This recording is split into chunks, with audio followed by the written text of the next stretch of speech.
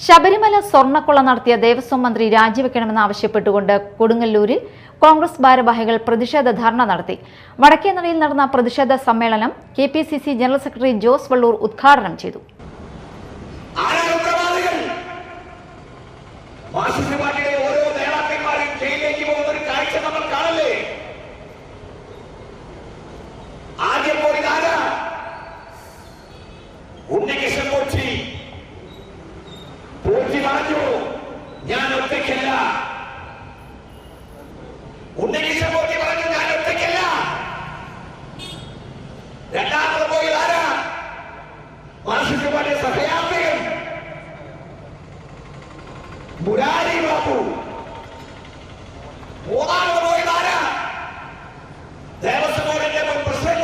TM Nasar അധ്യക്ഷനായി.